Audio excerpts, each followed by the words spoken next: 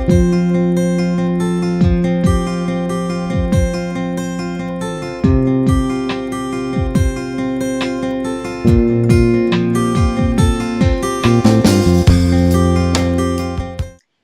this is Courtney Murdoch from Love Lives On, and today I am speaking with Benjamin Allen, a grief expert and author of Out of the Ashes, Living in the Afterlife. So welcome, Benjamin, and thank you so much for joining me today. Oh, thank you. Thanks for having me. So Benjamin, you've overcome great personal tragedy to become a leading voice on how to survive grief and loss. Can you share with our viewers your story of losing your wife and both of your children?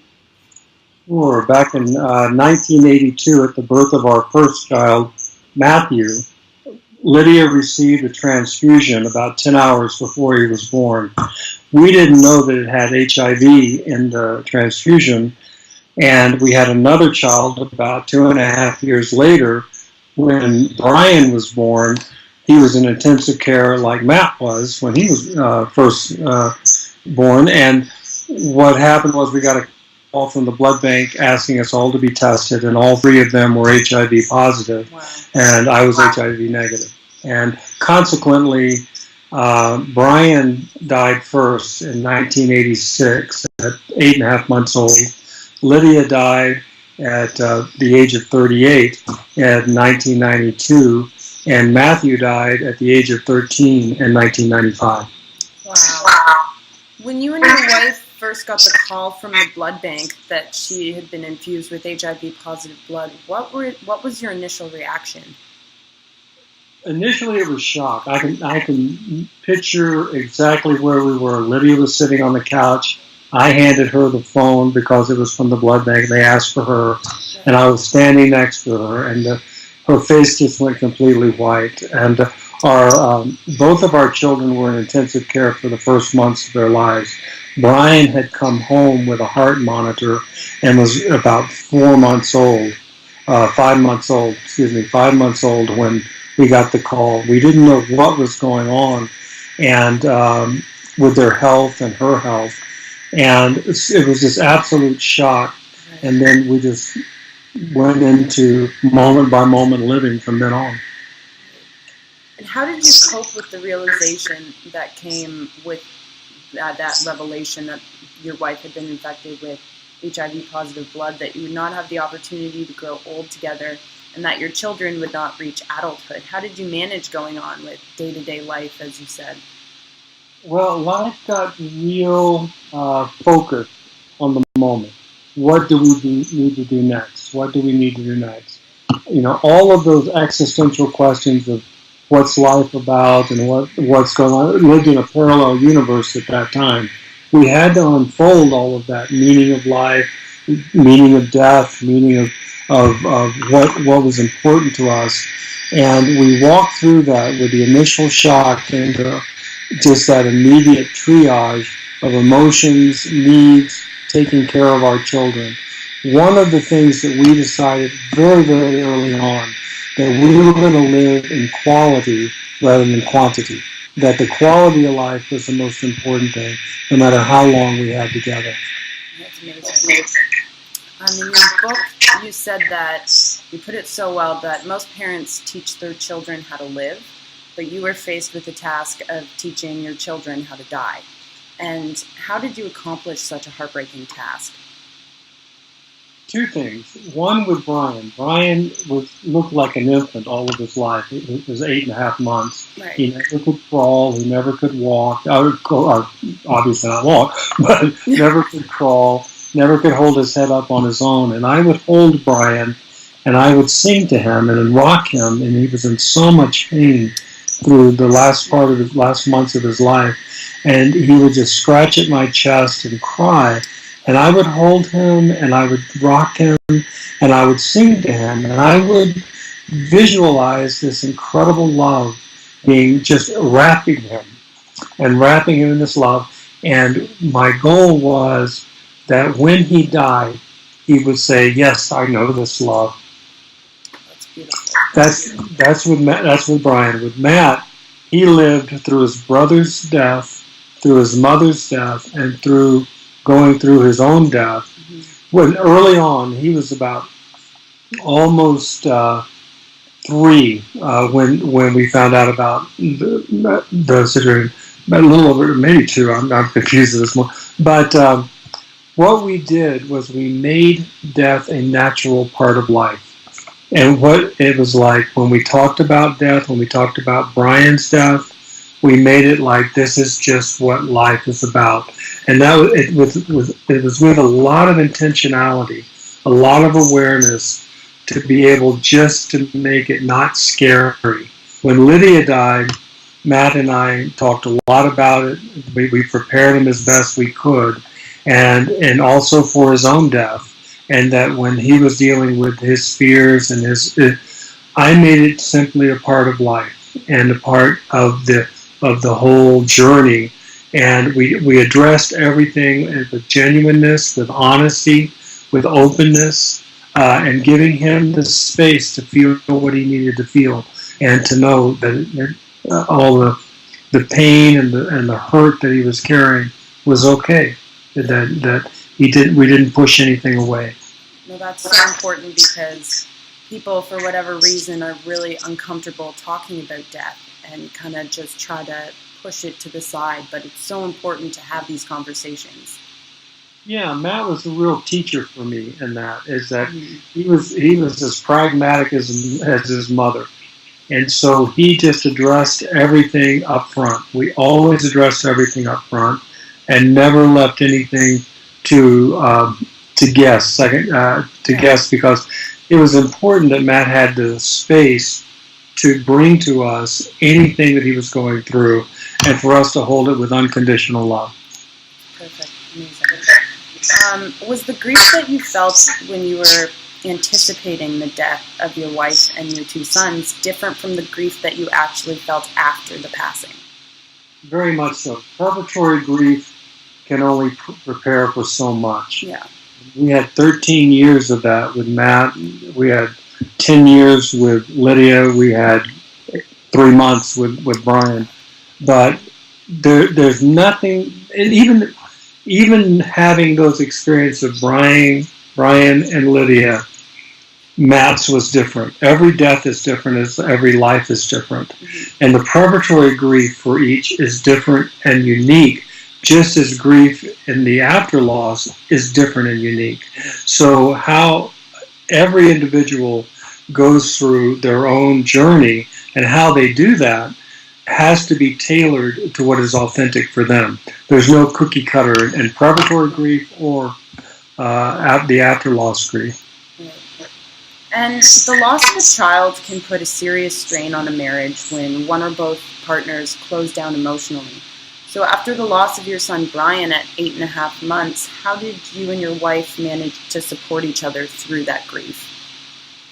It was up and down. It was in genuineness. We both did the best we could, but that's very true. A lot of relationships end after a loss, and that is in my understanding and my experience, it's because that loss, in that uniqueness, everyone moves to their loss alone. But we're not alone. There's this paradox of this unique isolation that's universal and collective.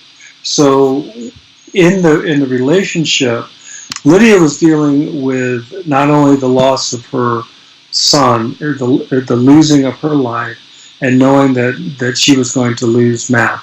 And she knew, as we were going through this, that she was going to die before Matt. So she lived the loss of a child, knowing that she would not be there for her other child, who was going to die in the same painful way she was dying. And so the massiveness of that, and how our personalities come into play in relationship, in a normal relationship, intensifies.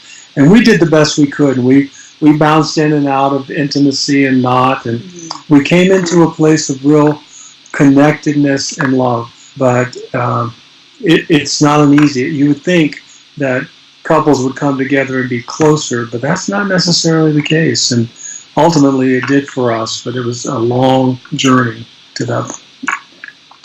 And after Brian passed away, your wife Lydia also passed, and you were left to raise your son Matt. So how did you help Matt process the loss of both his brother and his mother. And his own life. Yes. And knowing that he was... Yes. And it was all three. Once again, the way I tailored that was one of the experiences that we had on...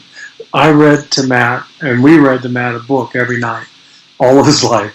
And after Lydia died, I would read him a book, and he would put on some tapes of some whales. That's what he slept to. And I would walk out of the room, and I would wait at the door, and then that's when he would start crying. And I would hear him start crying. Then I would come back into the room, and I would lay down. He had bunk beds, and I went up to the top bunk, and I'd lay down next to him and not say a word, and just let him cry and just hold him. And then I would ask him, what are you feeling? What are you thinking? I didn't know if he was crying for Brian, for his mom, or for his own death. Yeah. I had no idea, so I didn't want to put that out there. So that's an illustration of holding the space for him to go wherever he needed to go. I did not try to direct his emotions. I tried to be present for his emotions. And when I would hear him start crying, then I would come back into the room, and I would lay down. He had bunk beds, and I went up to the top bunk, and I'd lay down next to him and not say a word, and just let him cry and just hold him. And then I would ask him, what are you feeling? What are you thinking? I didn't know if he was crying for Brian, for his mom, or for his own death. Yeah. I had no idea, so I didn't want to put that out there. So that's an illustration of holding the space for him to go wherever he needed to go. I did not try to direct his emotions. I tried to be present for his emotions and what he needed to go through. And after the loss of Matt, the last member of your family, how did you learn to live in what you call the after loss?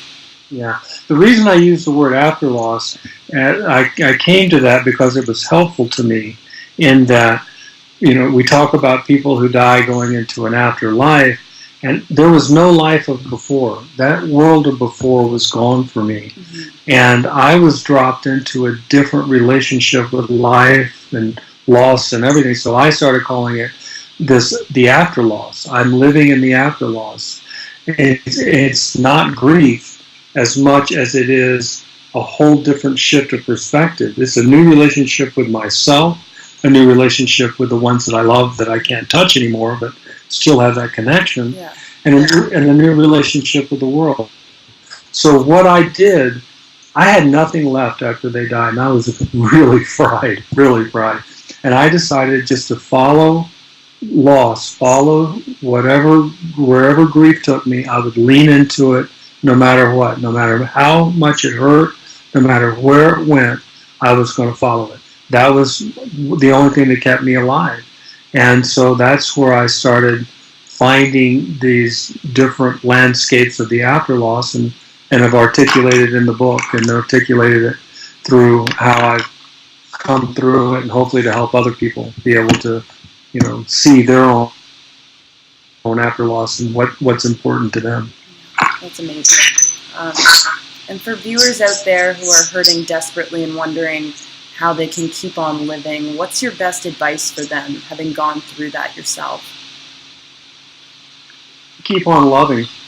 Is that part of love that I have for Brian, Lydia, and Matt has never altered, never shifted, never gone away, never faded.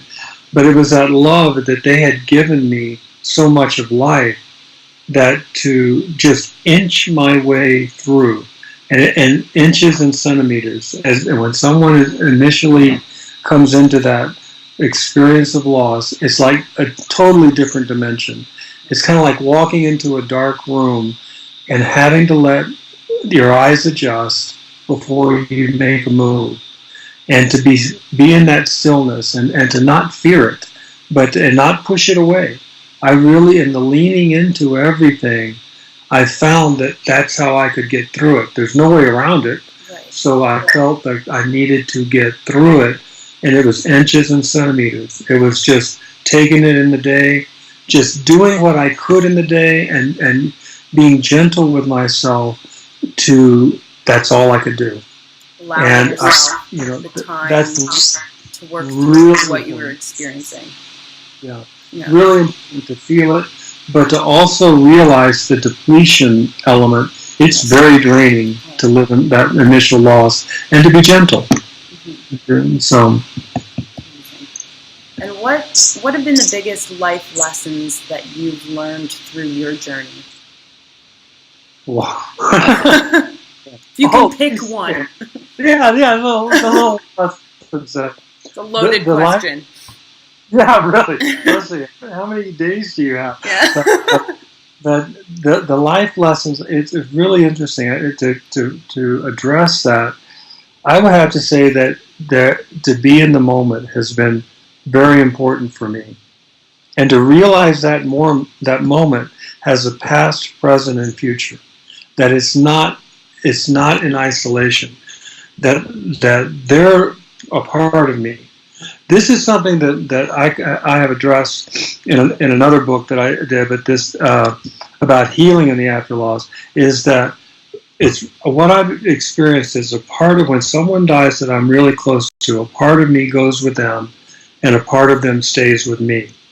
What grief is that reintegration into a new way of relating to life within myself, with the person, and with the world around me. So this whole reintegration, I am constantly unfolding more within myself of what I got to keep of theirs. That kind of love, that kind of compassion, that kind of wisdom. Those experiences have been integrated into my life, but there's a part of me that is not here. Yeah. There's a part of me that has gone into the expanse. And so living in that balance and harmony with the expanse and with the infinite and with the finite has been really the greatest life lesson. It's that, I'm not all here and I'm not all there, kind of thing. And to understand that grief is never over. Loss is never over. It changes. It becomes different. I have found my loss has become more of love. I still miss them on a daily basis. I still think of them often, but I think of them in gratitude and love and in connection, rather than that initial loss of disconnection and feeling the emptiness. So well put. So I think that's one of the biggest life lessons. Ben, I can't thank you enough for joining us. Really, this has been a pleasure on my end, and thank you for sharing your experience so candidly with our viewers. I know it's going to help so many people.